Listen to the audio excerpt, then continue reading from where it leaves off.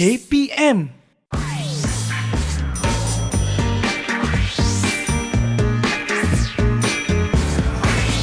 Didik TV KPM. Hello, Assalamualaikum warahmatullahi wabarakatuh. Salam sejahtera. Anda sedang menyaksikan Road to Success SPM 2021 bersama dengan saya, Akmal Nazri. Apa khabar semua? Sihat? Alhamdulillah. Ingat, kita belum menang lagi, jadi sila patuhi segala SOP seperti sentiasa mencuci tangan dengan kerap, sentiasa memakai pelitup muka apabila keluar dan juga menjaga jarak 1 meter. Baik, kepada calon-calon SPM 2021 yang mengambil subjek pendidikan moral, anda cukup beruntung. Kerana apa? Kerana kita ada seorang cikgu yang kami bawakan kepada anda untuk bagi tahu rahsia bagaimana kita nak dapat keputusan yang cemerlang. Nak tahu siapakah guru ini? Jom kita tengok profil guru hari ini. Let's go.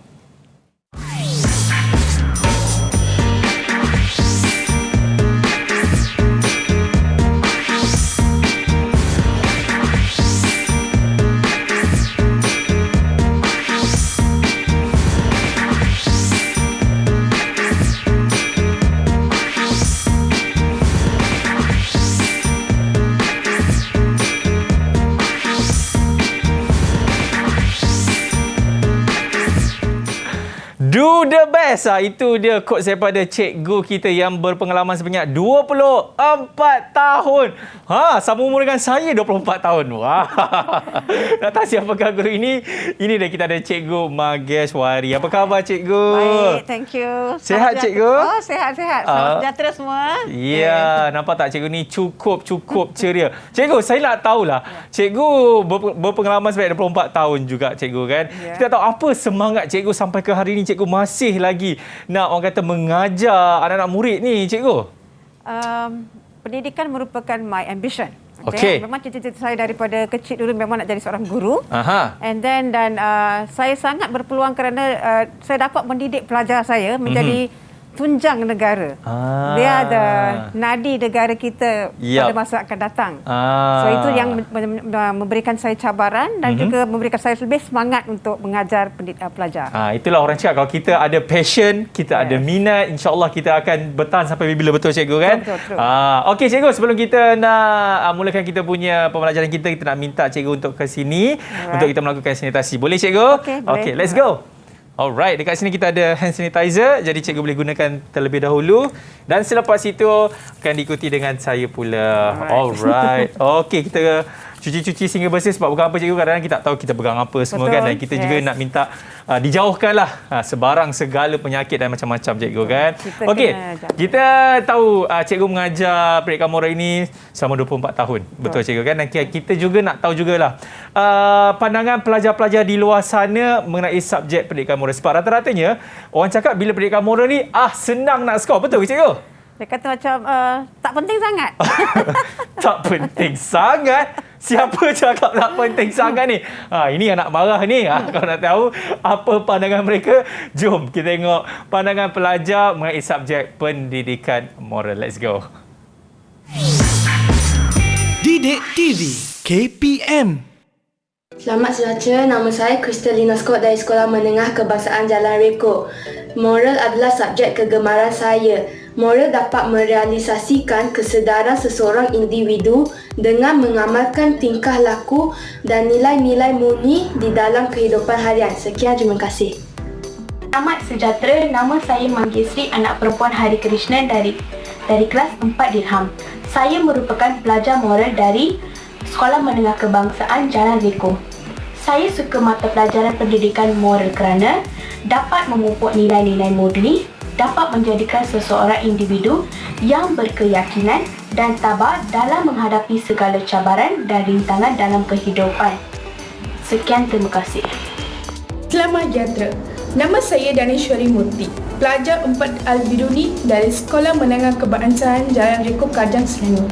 Saya suka belajar pendidikan moral sebab kita boleh mengembangkan pemikiran moral, emosi moral dan amalan moral dalam membuat sesuatu pertimbangan dan keputusan yang selaras dengan nilai-nilai murni masyarakat Malaysia. Sekian, terima kasih. Didik TV KPM. Itu dia pandangan pelajar mengenai subjek pendidikan moral. Itu nampak syok tu. Cantik bukan? Okey. Pada anda semua kita nak bertindak. Selepas ini kita akan mulakan kita punya pembelajaran kita bagi subjek pendidikan moral. Anda semua jangan ke mana. Selepas ini Road to Success SPM 2021. Didik TV KPM. Didik TV KPM. Alright, masih lagi menyaksikan Road to Success SPM 2021. Kamera datang lagi. Dekat lagi. Okey, kepada anda semua kita dah tahu dah subjek dan juga guru yang apa yang kita nak belajar hari ini, tetapi ada satu lagi kita tak perkenalkan, iaitu sekolah pilihan hari ini. Katanya mereka ini pelajar-pelajar terbaik, pelajar-pelajar cemerlang daripada Sekolah Menengah Kebangsaan Jalan Reko Kajang Selangor. Betul cikgu? Betul. Cantik. Dan siapakah mereka ini? Ini dia, kita nak berkenalan dengan mereka semua. Hello, apa khabar? Selamat sejahtera. Cerialah mereka semua ini cikgu. Okey, kita nak berkenalan dengan mereka. Sila beritahu nama anda dan juga cita-cita anda, sebab saya pasti semuanya daripada sekolah yang sama kan cikgu? Betul. Okey, kita mulakan daripada Taruni. Silakan Taruni. Selamat sejahtera. Nama saya Taru Dwi Ignis Soren dari Sekolah SMK Jalan Reko. Awak nak jadi apa cita-cita? Cita-cita guru juga. Oh, the next cikgu mungkin? Yes. Okey, alright. Dan seterusnya, Tarsha. Selamat sejahtera semua. Nama saya Tasha Karunagaran. Saya dari Sekolah SMK Jalan Reko.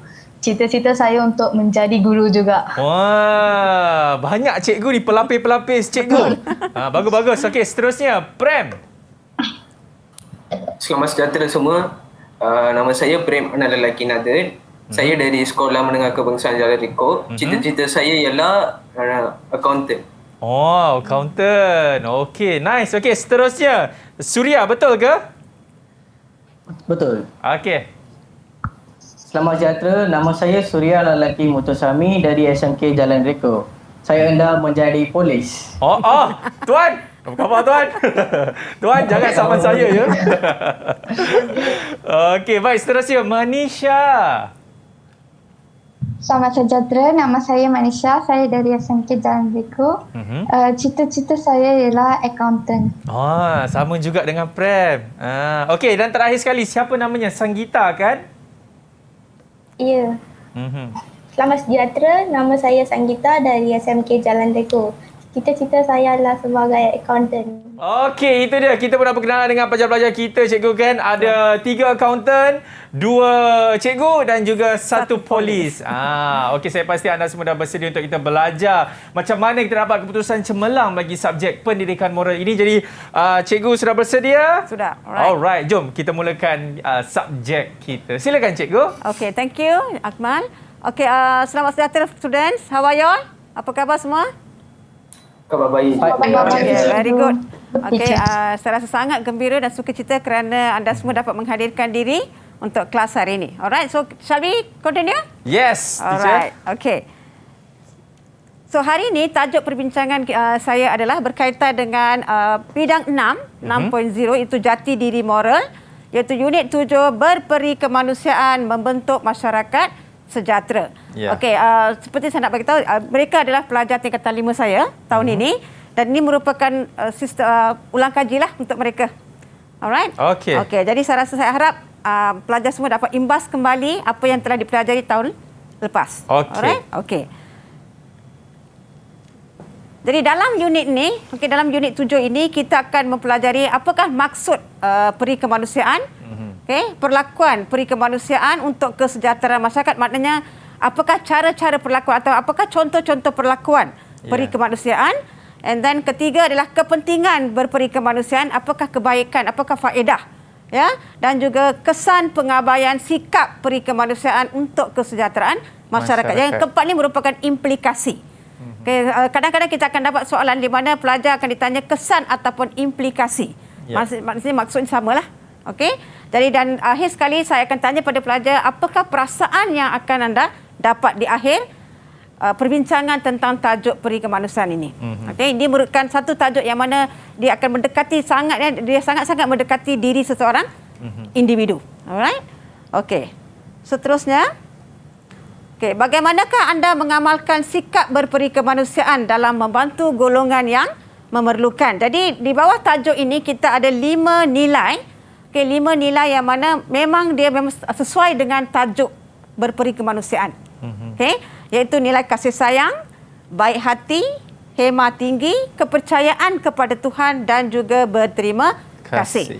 Okey, Daruni, kenapa kasih sayang, nilai kasih sayang ini sesuai untuk tajuk ini? Jawab. Okey, Daruni sure boleh jawab. Okey, cuba Daruni. Okey. Yes, teacher.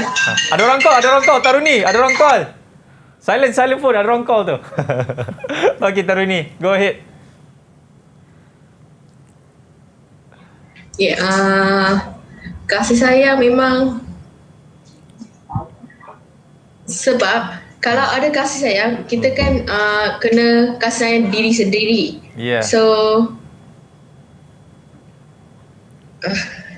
It's okay. Tak apa. Cuba. Dia tak ada salah, tak ada betul kan? Ini pandangan awak sendiri. Kenapa kasih sayang itu penting, betul cikgu? Ya. Ya. Okay, ada yang lain nak cuba?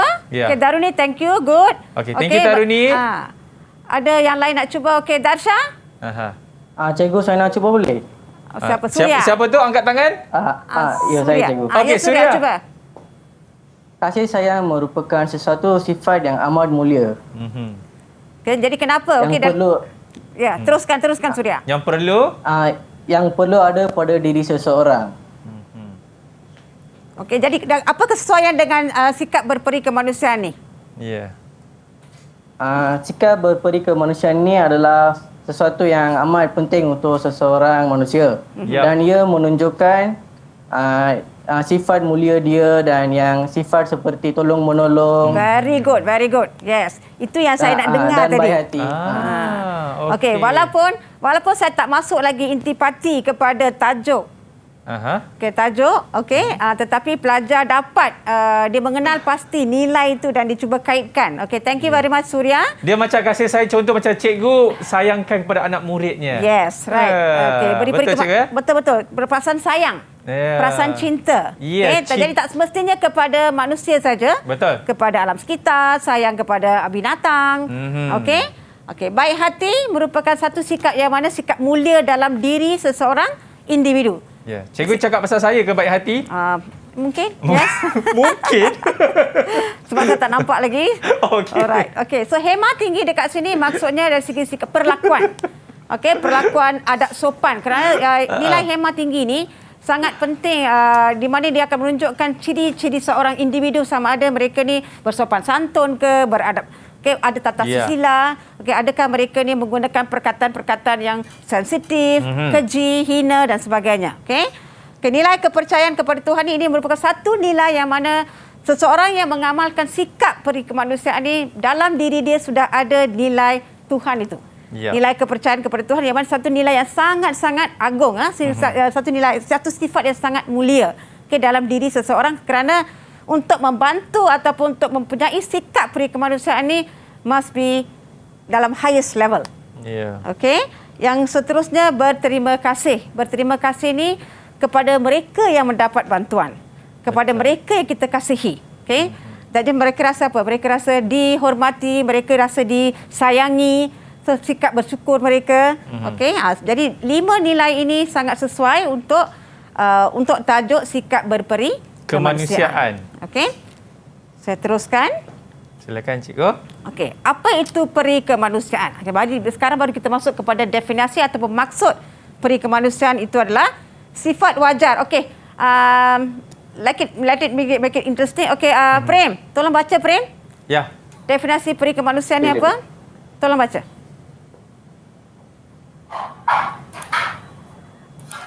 Definisi peri kemanusiaan ialah sifat wajar yang perlu ada pada seseorang seperti tolong-menolong, baik hati, bertimbang rasa dan sikap mengasihani. Tindakan ini berasaskan kepada pemikiran yang rasional terhadap manusia, haiwan dan alam sekitar. Perlakuan berperi kemanusiaan akan dapat membentuk masyarakat yang sejahtera. Okey. Alright. Okey, terima kasih Prem. Okey, ini adalah definisi sikap ataupun definisi peri kemanusiaan yang mana kita nak highlight sini adalah tolong menolong. Okey. Alright. Baik hati, bertimbang rasa. Okey, sikap mengasihani. Okey, di samping nilai sikap-sikap ni ada lagi sikap-sikap yang mulia yang lain yang boleh dimasukkan dalam aspek peri kemanusiaan. Okey. Okey, ini merupakan contoh-contoh perlakuan berperi kemanusiaan. Saya ada bagi 8 contoh. Sebenarnya ada banyak lagi sebenarnya. Okey. Yang pertama sekali adalah menyantuni golongan OKU. Apa itu OKU? Sanggita? Orang kurang upaya. Okey, golongan kurang upaya. Okey, golongan kurang berupaya ni can be sama ada cacat pendengaran, cacat penglihatan, okey, cacat dari segi anggota fizikal. Okey, jadi bagaimana kita menyantuni golongan OKU? Okey, boleh tak Manisha beri saya contoh macam bagaimana kita akan menyantuni golongan OKU? Satu contoh. Kita tidak berhentikan kereta di tempat parking OKU. Alright, very good. Ya, kadang-kadang kita akan nampak situasi di mana dia ada logo untuk OKU, kereta kursi roda tu. Tetapi apa yang berlaku ada kita yang tidak, kita kata seorang yang mementingkan diri sendiri, parking. Okey, jadi dekat sini itu satu contoh bagaimana kita boleh menyantuni golongan OKU. Okey, menghormati orang bawahan. Okey, menghormati orang bawahan ni siapa nak cuba? Ya. Siapa nak cuba? Siapa nak cuba? Faham tak apa tu? Okey, Manisha. Okey, cuba Manisha. Orang yang berpangkat rendah. Very good. Okey, orang menghormati orang bawahan ni bermaksud contohnya majikan menghormati pekerja dia. Dia sama ada dari segi contohnya dari segi kenaikan pangkat ke ataupun dari segi memberikan keselesaan di tempat kerja. Okey, itu menghormati orang bawahan. Okey, mencintai alam sekitar. Okey, ini merupakan satu aspek yang sangat besar dalam pendidikan moral sebenarnya. Kita banyak bincang tentang isu alam sekitar. Jadi dari segi berperi kemanusiaan dalam aspek alam sekitar ni contohnya kita tidak mencemarkan alam sekitar. Apa saja kegiatan ataupun aktiviti yang mana boleh mencemarkan alam sekitar. Contohnya pembakaran secara terbuka, pembuangan sisa toksik ke dalam sungai. Okey, apa lagi? Ada banyak pembalakan secara tidak terkawal. Okey, ini semua. Jadi walaupun sebab itu saya kata konsep berperi kemanusiaan ini bukan saja untuk manusia sahaja. Yang mana dia merangkumi alam sekitar dan juga haiwan. Okey. Membantu mangsa bencana alam. Okey. Pelajar, berikan saya satu contoh situasi yang berlaku saya rasa baru-baru ini. Okey. Yang berkaitan dengan bencana alam. Apa yang berlaku di Malaysia? Cuba. Siapa nak cuba? Yang berlaku dekat Kajang lah, contoh. Yang berlaku dekat Kajang. Sanggita. Okey. Banjir. Okey, ini satu kejadian banjir kilat. Banjir kilat. Yang merupakan satu daripada aspek bencana alam. Jadi dari aspek peri kemanusiaan ini juga di mana bagaimana kita boleh membantu mangsa-mangsa bencana alam. Contohnya bukan saja banjir kilat, mungkin tanah runtuh, gempa bumi, kejadian tsunami. Okey. Tidak melakukan keganasan atau penderaan. Okey, dari aspek berperi kemanusiaan ini banyak situasi ataupun kita pernah dengar banyak cerita kes dera semua kes dera yang mana every day practically dalam surat khabar ke dalam media sosial ke yang mana kita akan dengar setiap hari ada. Contohnya seperti penderaan kanak-kanak, pembuangan bayi, penderaan for example katakan even orang gaji ke ataupun pekerja asing ke yang mana yang melibatkan dari segi keganasan dan juga penderaan. Mempunyai rasa empati dan simpati kepada mereka yang ditimpa musibah. Okey, boleh tak bagi tahu saya pelajar apa yang dimaksudkan dengan musibah dekat sini? Mereka yang ditimpa musibah. Bagi saya contoh. Boleh tak? Suria? Contohnya orang yang tidak bernasib baik. Contoh? Seperti apa? Contohnya yang mengalami bencana atau yang kalau bencana dah masuk dalam nombor 4, membantu mangsa bencana alam. Okey, yang ini mereka yang ditimpa musibah. Yang mempunyai kesusahan. Lagi? Yang memerlukan bantuan daripada orang lain. Itu dah masuk nombor 8. Okey, nama it's a good try Surya. Thank you.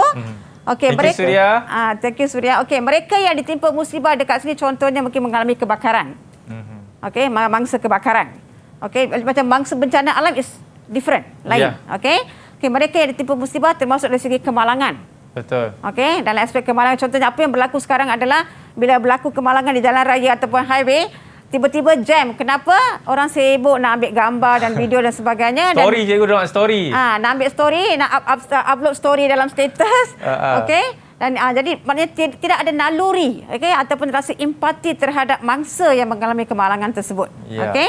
Okey, yang nombor 7, membantu golongan gelandangan. Okey. Siapa tahu apa itu golongan gelandangan? Beri saya contoh golongan gelandangan. Okey, yes, Manisha. Okey, lepas ni Prem Orang yang tiada rumah. Okey. Lagi contoh, Prem. Thank you sangat, Manisha. Orang yang mempunyai pekerja atau tempat tinggal yang tidak tetap. Okey, contohnya macam buruh yang datang ke negara kita. Okey, golongan gelandangan. Okey, thank you, Prem. Okey, golongan gelandangan contohnya mereka ni yang tidak ada tempat tinggal tetap. Okey, mereka terpaksa bergerak dari satu tempat ke tempat yang lain. Yes. Dan ada kadang-kadang kita dapat situasi yang mana mereka hanya tidur di tepi pavement. Okey, pavement jalan raya ataupun di dalam culvert. Okey. Jadi ini merupakan membantu dari segi aspek contoh perlakuan peri kemanusiaan adalah membantu golongan gelandangan. Contohnya memberi makanan, selimut, even selimut. Okay, tilam-tilam lama tu kan. Okey, tilam lama, selimut, even baju, whatever yang kita boleh memberi bantuan kepada mereka. Kita bagi kan? Yes. Yang ke-8 adalah membantu golongan miskin atau mereka yang memerlukan. Ini golongan miskin tadi seperti contoh tadi Suria beritahu. Okey, membantu golongan miskin mungkin mereka dari tak cukup makanan, tak cukup pakai, tapi mereka ada tempat tinggal tetapi dalam keadaan papa kedana. Okay, mungkin contoh sekarang masa COVID-19 ni ramai yang kehilangan kerja. Contoh, right? Okey, jadi apa yang berlaku kepada mereka? Mereka kehilangan punca pendapatan. Okey, jadi mereka ni boleh dikategorikan dalam golongan miskin. Jadi sekiranya kita boleh dapat membantu mereka, itu sudah masuk dalam konsep berperi kemanusiaan. Okey. Boleh saya teruskan? Boleh, Cikgu. Alright, thank you. Okey. Kepentingan sikap berperi kemanusiaan. Kenapa kita perlu mengamalkan sikap berperi kemanusiaan ini? Kenapa pentingnya? Okey. Prem, tolong baca yang pertama. Silakan, Prem. Menjamin keselamatan dan keharmonian masyarakat. Okey, menjamin keselamatan dan keharmonian masyarakat. For example, katakan kita boleh ambil contoh boleh mengurangkan kes-kes jenayah. Sekiranya kita ada keprihatinan. Betul. Dan berperi kemanusiaan. Yes, betul. Okey. Jadi dekat sini kita dapat mengurangkan dari segi kes kejenayah, okey, membentuk keselamatan contohnya dari segi aspek undang-undang. Contohnya masalah kata penderaan dan sebagainya boleh dikurangkan. Okey, membantu mereka yang tidak bernasib baik. Tadi contoh kan saya dah bagi kan. Contoh perlakuan tadi untuk mangsa bencana alam, mereka yang mengalami musibah, okey. Jadi ini dapat membantu mereka yang tidak bernasib baik. Mewujudkan rasa kekitaan dalam masyarakat. Kekitaan dekat sini bila kita tolong menolong. Bila kita bekerjasama di antara satu sama lain, okey. Sudah masuk dalam rasa kekitaan, okey. Yang seterusnya menjalin hubungan yang baik dalam masyarakat. Bila kita membantu di antara satu sama lain, kita dapat mengeratkan lagi hubungan. Okey, walaupun dia tidak kira kaum ataupun bangsa. Bila sudah ada naluri ingin membantu someone, okey, jadi ini dapat menjalin hubungan yang baik.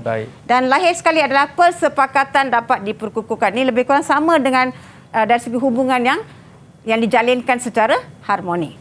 Okey, jadi ini di antara kepentingan sikap berperi kemanusiaan ini. Jadi dari segi bagaimana mereka nak bantu, it depend. Okey, contoh boleh tak Darsha bagi apa contoh bantuan yang biasanya kita boleh beri kepada orang yang memerlukan?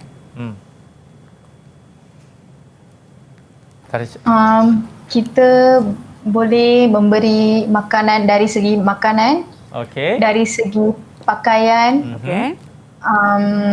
minuman, makanan, pakaian, dan juga jika boleh kita juga boleh memberikan tempat perlindungan yang sesuai bagi mereka. Sekiranya kita mampu. Okey, Darsha, thank you Darsha. Okey, contohnya biasanya kepada mangsa bencana alam.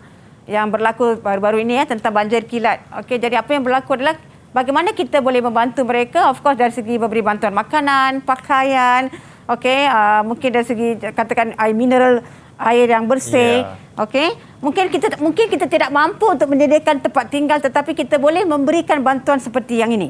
Okey, and very importantly yang sangat penting adalah juga sokongan moral.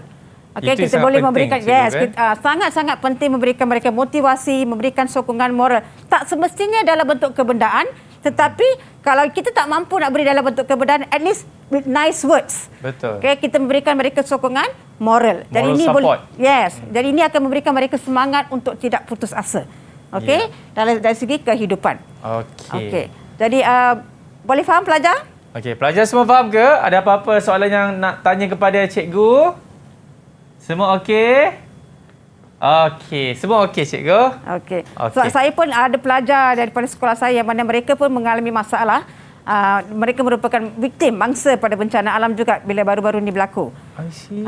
Jadi pihak sekolah sama-sama memberi bantuan dari segi kebendaan, dari segi kewangan. Okey, jadi kalau kita boleh buat something, sesuatu kepada mereka yang memerlukan, that's really a blessing daripada Tuhan. Betul cikgu kan. Ni orang cakap buat baik dibalas baik. Betul. Kan cikgu? Buat baik dibalas baik. Betul. Buat jahat dibalas. Pandailah sambung. Tahu-tahulah. Okey, seterusnya cikgu. Boleh cikgu? Okey. Last kali dalam kita punya tajuk hari ini adalah tentang kesan ataupun implikasi sekiranya kita mengabaikan sikap berperi kemanusiaan. Betul. Okey. Apa yang akan berlaku bila kita abaikan sikap berperi kemanusiaan. Jadi saya rasa sebab dalam bahagian tajuk yang ini ada lebih kurang 10 benda yang perkara yang saya perlu bincangkan. Okey, saya rasa saya akan sambung. Cikgu nak sambung bila? Selepas ni ke? Wah, cikgu macam tahu je kita nak berhenti rehat. Siapa beritahu cikgu? Sebab Syaza. Sebab ada banyak perkara yang perlu saya bincangkan dekat sini. Saya takut dia break. Okey, baik kepada anda semua jangan ke mana. Selepas ini kita akan berbincang mengenai ini. Kesan pengabaian sikap peri kemanusiaan. Ini sangat-sangat penting ya. Jadi kepada anda semua jangan terlepas selepas ini di dalam Road to Success SPM 2021. Didik TV KPM. Didik TV KPM. Masih lagi menyaksikan Road to Success SPM 2021 bersama dengan saya Akmal Nazri. Baik, pada anda semua macam mana? Okey ya, dengan kita still on the right track untuk subjek pendidikan moral? Okey, bagus. Okey, pelajar-pelajar daripada SMK Jalan Reko. Okey ke? Okey. Semua macam okey. Okey, cikgu, jom. Kita sambung ni kesan pengabaian sikap peri kemanusiaan. Silakan cikgu. Okey, thank you Akmal. Alright. Okey, kita masuk kepada segmen terakhir untuk tajuk unit ni iaitu kesan pengabaian sikap peri kemanusiaan. Okey, bila saya guna perkataan kesan ni, just please remember implikasi pun merupakan satu daripada kesan. Okey. So ada 10 kesan dekat sini, saya akan bacakan secara fast. Okey, dan saya akan terangkan beberapa sebab saya lebih mementingkan bahagian teknik menjawab. Okey. Okey, jurang komunikasi dan nilai kehidupan terjejas. Maknanya dekat sini tidak ada empati atau perasaan simpati terhadap individu, terhadap insan manusia. Okey? And then kita menyebabkan bebanan kos kepada kerajaan. Okey, bila kita terpaksa, contohnya lah, for example, katakan pembuangan sisa toksik ke dalam sungai, menyebabkan pencemaran sungai, menjejaskan pengambilan air. Dan apa yang berlaku? Kerajaan terpaksa belanja berjuta-juta ringgit untuk membersihkan sungai tersebut. Okey? Hilang maruah diri. Okey, bila kita menggunakan perkataan-perkataan yang contohnya kasar atau kesat kepada contohnya golongan OKU. Okey, tidak menghormati seseorang, okey, atau perbuatan itu sendiri contohnya buat penderaan, pembunuhan dan sebagainya, ini boleh menyebabkan imej diri itu akan terjejas. Betul. Okey. Okey, mementingkan diri sendiri dan materialistik, mementingkan terlalu kebendaan. Okey, yang mana don't care buat alam sekitar, for instance. Okey, yang buat pembalakan secara haram, pembalakan secara tidak terkawal. Jadi mereka ini terlampau mementingkan kebendaan, duit. Okey, jadi mereka tidak mementingkan tentang alam sekitar. Okey, kebajikan warga tua terabai. Ini contohnya penghantaran ibu bapa yang dah tua ke rumah orang tua, contohnya. Itu saya tak setuju, cikgu. Ya. Okey, ini banyak berlaku kerana dia kata bebanan. Okey, beban kerja, tiada pembantu rumah. Okey. memang kita tidak mahu that aspect. Menzalimi haiwan dan tumbuhan ni penderaan ataupun pembunuhan terhadap haiwan-haiwan yang dijadikan sebagai delikasi, sebagai makanan eksotik, dan juga kepada tumbuhan yang merupakan, kita tidak boleh memusnahkan flora dan fauna yang merupakan, that's actually nadi dunia actually. It's lung, we call it lung greens, especially tumbuh-tumbuhan lah. Pegangan agama dan nilai moral dalam kehidupan menjadi goyah. That means mereka ni yang menjalankan, mereka yang tidak mengabalkan sikap peri kemanusiaan ini, saya rasa mereka ni dari segi didikan agama terlampau sedikit ataupun memang tidak melalui pendidikan agama. Yang betul. Mereka tidak tahu mementingkan dari segi ajaran Tuhan, kita tidak boleh menzalimi sesuatu. Alright? And then mengancam keselamatan dan kesihatan golongan yang terabai, tekanan jiwa dan emosi akan terabai dan juga menjejaskan ekosistem. Ini merupakan beberapa kesan pengabaian. Actually ada banyak lagi kalau kita nak kupas kembali ya. Tapi ini merupakan beberapa implikasi terhadap sekiranya kita mengabai. Kita tidak mementingkan sikap peri kemanusiaan. Jadi lepas ni kita akan masuk kepada bahagian teknik menjawab. Ini merupakan beberapa contoh kesan, gambar kesan pengabaian sikap peri kemanusiaan contohnya ya. Dan pelajar boleh tengok dalam buku teks. Buku teks tingkatan 4 ada banyak gambar-gambar yang berkaitan dengan apakah kesan-kesan ataupun gambar-gambar yang berkaitan dengan sikap peri kemanusiaan. Adakah anda sudah sedia untuk uji minda pelajar? Sudah, cikgu. Mereka sudah bersedia pada pagi tadi. Jadi kita akan masuk kepada sesi uji minda. Alright, let's go.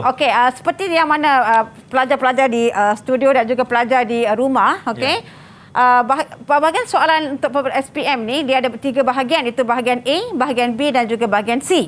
Bahagian A merangkumi latihan struktur, soalan struktur yang mana merangkumi 5 soalan struktur. Jadi hari ini saya nak tunjukkan, saya akan mengambil kesempatan untuk menerangkan 2 soalan struktur sebenarnya. Yang pertama ni, Manisha tolong baca Manisha. Silakan Manisha. Sempena bulan Ramadan Sebanyakan hotel dan badan persendirian akan berlumba-lumba mengadakan majlis berbuka puasa. Anak-anak yatim akan dirayakan dalam majlis ini. Ini saya rasa bukan saja semasa sambutan Hari Raya, even sambutan Hari Deepawali, Tahun Baru Cina dan juga Christmas. Di mana ada badan-badan NGOs, ada families, even families yang mana mereka ni ingin meraihkan kanak-kanak anak-anak yatim ini. Dan soalan dia, dalam bentuk bahagian latihan struktur ni, soalan struktur ni biasanya ada pembahagian soalan. Contoh soalan saya letak sini nombor 1, 2, 3, biasanya A, B, C lah. Alright? Dan dia ada pembahagian markah, mungkin 3 markah, 4 markah yang merangkumi keseluruhan soalan ni adalah 10 markah. Jadi maknanya katakan ni soalan nombor 1, A adalah 3 markah, B 4 markah, C 3 markah, jadi 10 markah. Jadi kita ada 5 soalan struktur. Kita tengok pada soalan pertama dulu. Pada pendapat anda, mengapakah anak yatim diraihkan pada majlis seperti ini? 3 markah dekat sini. Walaupun dalam soalan tidak dinyatakan berapa, berikan 3 pendapat. Walaupun tidak dinyatakan, automatically pelajar perlu tahu. Bila ditengok pada sesi markah ni, dia tahu dia kena tulis 3 pendapat. Jadi bila pelajar menjawab, dia perlu tahu dari segi, kena tengok markah, berapakah markah yang diperlukan. Jadi pelajar kena tahu berapa perlu dia tulis. Berapa banyak fakta yang perlu ditulis. Prem, tolong jawab soalan pertama, Prem. Cikgu, dalam jawapan yang lengkap ke? Atau terus jawapan? Terus jawab. Bagi jawapan. Terus jawab. Supaya mereka tidak berasa tersisih. Mereka tidak terasa tersisih, diasingkan, disingkirkan. They feel like together. Apa lagi? Sorry, Darsha? Apa contoh lain, Darsha? Kenapa? Teacher, untuk menggembirakan mereka pada hari istimewa tu. Very good. Untuk menggembirakan perasaan mereka. Sebab mereka ni adalah anak yatim. Betul. Mungkin mereka tidak ada family, mereka tidak ada keluarga, jadi mereka rasa macam bersendirian. Jadi mereka rasa gembira bila mereka diraihkan. Betul. Saya pergi pada soalan dulu dan saya akan tunjukkan pada skema dia. Boleh, cikgu. Alright, okey. Soalan nombor 2. Huraikan nilai yang diamalkan oleh pihak yang menganjurkan majlis seperti ini. Okey, dalam soalan nombor 2 ni, huraikan nilai. Jadi soalan ni pelajar dihendaki untuk menulis nilai. Dan markah adalah 4 markah. Jadi dekat sini pelajar berapa nilai yang perlu ditulis? Suria? 2 cikgu. 2. Lagi 2 markah daripada mana?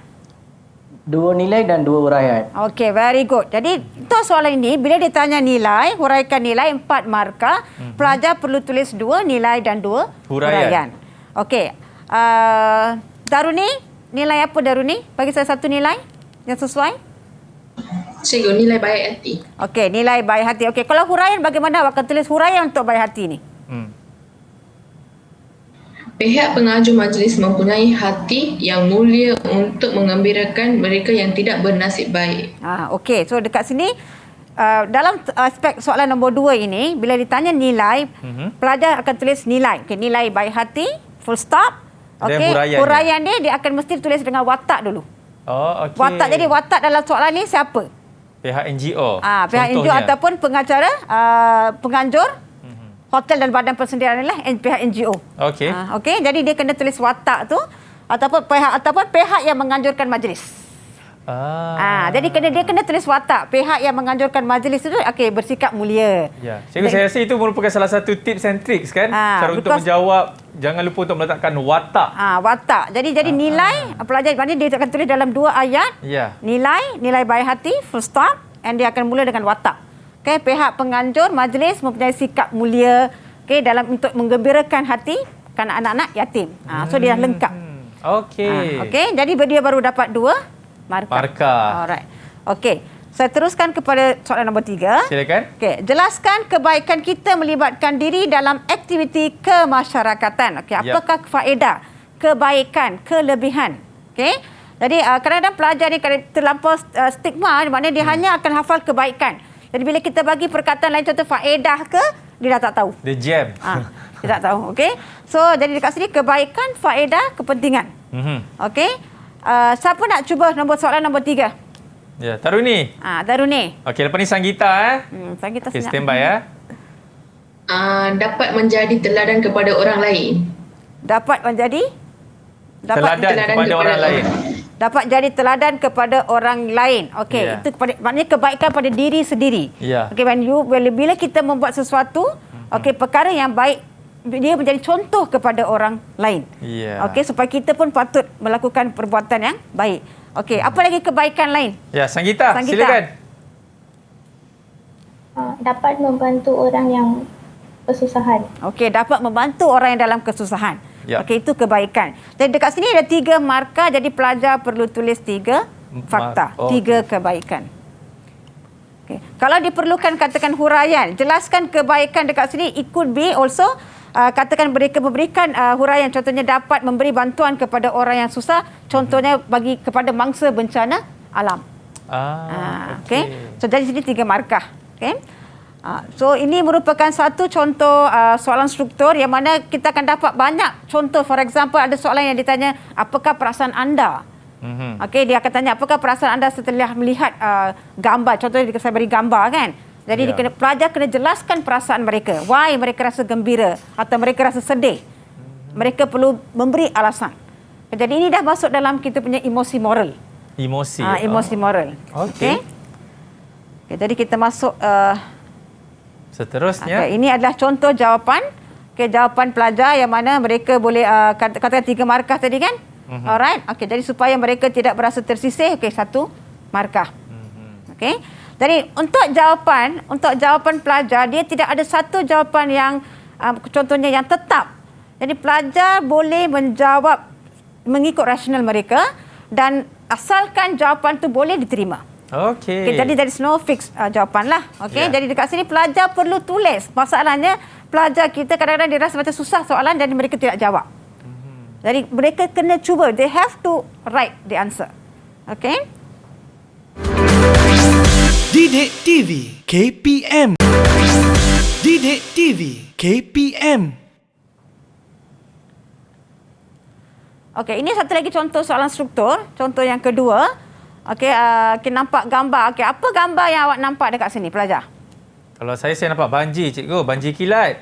Banjir kilat. Yang gambar kedua tu gambar apa? Gambar yang pertama tu, cikgu. Gambar pertama tu gambar banjir kilat. Okey. Betul. Yang gambar kedua ni?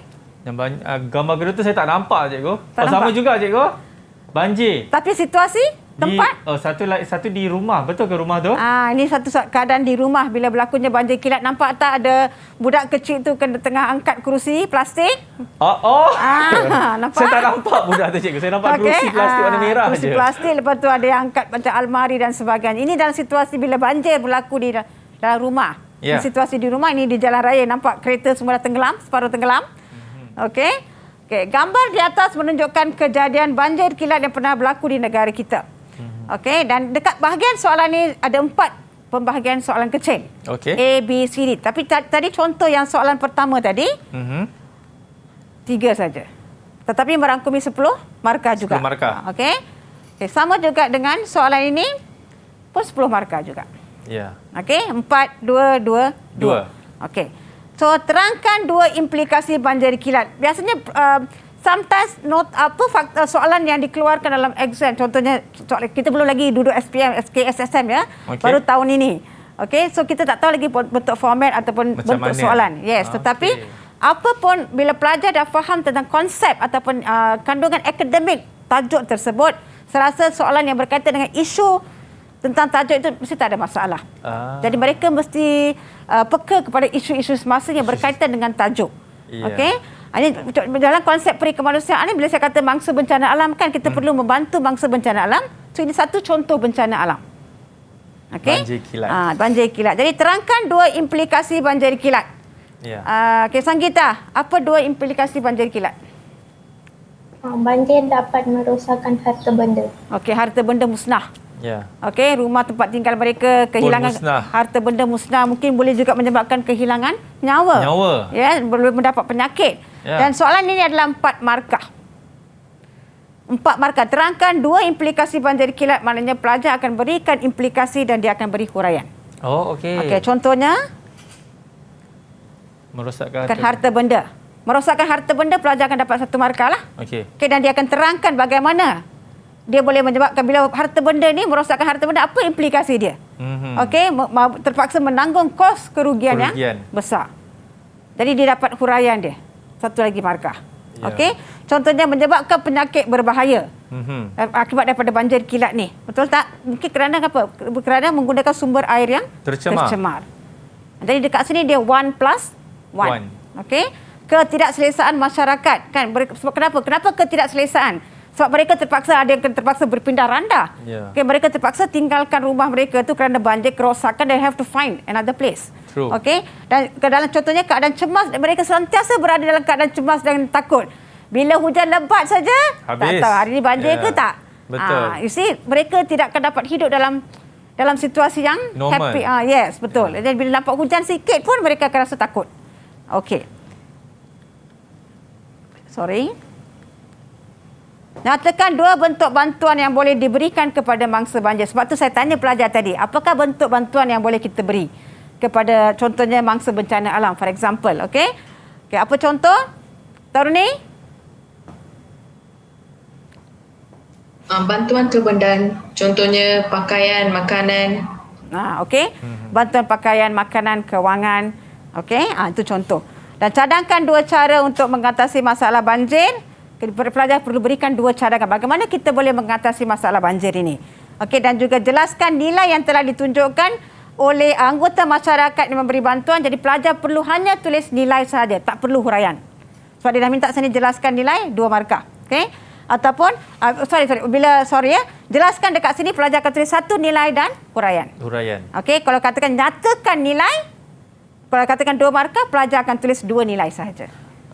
Dan nyatakan, jelaskan lain. Okey. Nyatakan, dia perlu nyatakan saja nilai. Kalau jelaskan dia kena huraian sekali.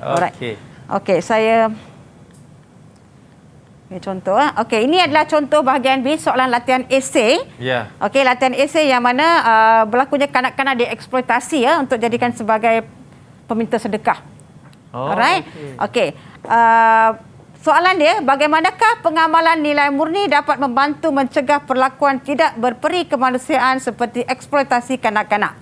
Berikan hujah anda berdasarkan nilai-nilai yang dipelajari. Okay, ini merupakan soalan bahagian esei yang mana pelajar perlu menulis dalam bentuk esei yang mana 10 markah. Maksudnya macam mana cikgu? Contoh 5 ke? Ya, macam mana? Kalau kan dah 10 markah kan? Yes. Jadi macam mana dia nak Okey, buat 10 markah dekat sini sebab soalan ditanya, berikan hujah anda berdasarkan nilai-nilai yang dipelajari. Okey, ataupun nilai universal. Jadi pelajar perlu tulis 3 nilai. 3 nilai. Jadi pelajar boleh tulis maksimum 5 ke 6 nilai tetapi markah diberikan untuk 3. Okey. 3 nilai. Alright. Okey, lepas tu pelajar perlu berikan apa saja yang dia dapat daripada soalan ni, apakah hujah-hujah yang boleh kita masukkan. For example, saya contohkan skema. Okey. Ini adalah nilai, contohnya ada nilai kepercayaan kepada Tuhan, baik hati, hemat tinggi, kasih sayang. Alright. Jadi ini nilai cadangan. Okey, dan ini merupakan huraian. Jadi pelajar boleh tulis huraian seperti contoh yang ini. Okey, jadi huraian tu ada kaitan dengan soalan, pelajar akan dapat markah. Faham. Jadi apa pun dekat sini pelajar perlu menulis. Kalau pelajar tak tulis, of course dia tidak akan dapat markah. Itu yang saya nak bagi tahu dengan pelajar, please write. Cuba fahamkan soalan dan cuba jawab. Kau sangat penting. Sebab sini soalan ni merangkumi 10 markah. Banyak cikgu. Betul. Jadi sayang kalau pelajar tak jawab. Yeah. Okey, ini merupakan bahagian C yang mana bahagian C pun sebab kita ada 3 bahagian, right? Okey, jadi bahagian C merupakan contoh soalan yang saya bagi sini yang mana walaupun dia bentuk macam soalan esei, tetapi dalam soalan yang ini dia akan bagi 2 soalan kecil. Jadi pelajar dekat bahagian sini dia ada 2 soalan besar yang mana dia A, B, A, B. Yeah. Jadi A 10 markah, B 10 markah. Jadi pelajar untuk bahagian C dia kena jawab dia kena jawab 4 soalan esei yang mana 40 markah. Yang tadi yang bahagian B pelajar akan diberi pilihan 2, pelajar akan dipilih 1 sahaja. 10 markah. Jadi total semuanya akan ada 100 markah lah. Betul. Okey. Okey. Nah, ini bahagian C. Sorry, sebelum saya nak habis ni. Dah habis cikgu? Belum. Okey, jadi soalan ni ada kaitan dengan gambar. Okey, ini adalah gambar yang mana saya nak bagi contoh tadi kan, contoh golongan gelandangan. For example, yang tiada ada rumah, mereka berpindah dari satu tempat ke tempat lain. They don't have a permanent tempat tinggal. Betul. Okey, jadi ada pihak-pihak NGO yang mana mereka memberikan bantuan dari segi makanan, especially contoh macam inilah. Okey, di mana sama ada waktu malam ke, wherever yang mereka nampak ada, they give food. Okey. Dan soalan dia, apakah perasaan anda setelah melihat gambar di atas? Okey, satu markah dekat situ. Dan jelaskan kebaikan. Jadi sini pelajar kena look at the keyword. Okey, jadi pada soalan A ni perasaan. Jadi pelajar kena tengok pada perasaan. And then jelaskan kebaikan. Ni kata kunci. Fahamkan betul-betul kehendak soalan. Jadi pelajar kena tulis kebaikan. Dia kena senaraikan, dia kena tulis esei dari segi kebaikan dia lah. Okey, merangkumi 10 markah. Dan yang kedua, bincangkan pelbagai perlakuan peri kemanusiaan.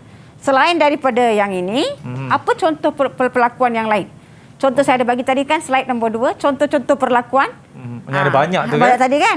So mereka boleh gunakan contoh itu untuk membuat satu huraian. So dekat sini berdasarkan nilai-nilai universal, jadi pelajar boleh pilih nilai yang sesuai daripada 18 nilai moral. Okey, baik. Jadi cikgu terima kasih banyak-banyak. Cikgu, mungkin cikgu boleh bagi rumusan secara ringkas saja cikgu. Apa yang pelajar-pelajar ini semua harus orang kata kena buat cikgu untuk mendapatkan keputusan sebenar. Kena baik buat latihan ke, kena baik menulis ke atau macam mana cikgu? Okey, pelajar-pelajar ni untuk dapatkan keputusan yang cemerlang, pertama sekali mereka perlu cintakan moral, pendidikan moral. Itu yang penting cikgu. Sangat penting. Mereka mesti cintakan pendidikan moral. Mereka mesti rasa gembira untuk belajar pendidikan moral. Dan mereka mesti faham isu-isu yang dibincangkan dalam setiap unit. Okey, jadi setiap unit mempunyai banyak isu dari segi global atau dari segi peringkat Malaysia, ada banyak isu yang berkaitan. Jadi mereka mesti faham, maknanya mereka kena tengok sikitlah TV, berita, baca surat khabar untuk mereka dapat lebih pengetahuan. Orang kata ambil tahu apa yang sedang berlaku sekarang. Mereka kena update themselves. Jadi soalan-soalan adalah berkaitan dengan isu-isu. Jadi mereka perlu tahu isu tersebut untuk lebih mahir menjawab. Baik. Cikgu, terima kasih banyak cikgu dan kepada anda semua kita juga nak ucapkan terima kasih juga kepada pelajar-pelajar kita daripada SMK Jalan Reko Kajang Selangor. Saya doakan semua akan berjaya dengan apa yang nak jadi cita-cita juga dan juga keputusan nanti. Alright, kepada anda semua kalau ada salah dan silap saya mohon maaf. Kita jumpa lagi untuk subjek seterusnya dalam Road to Success SPM 2021. Bye-bye!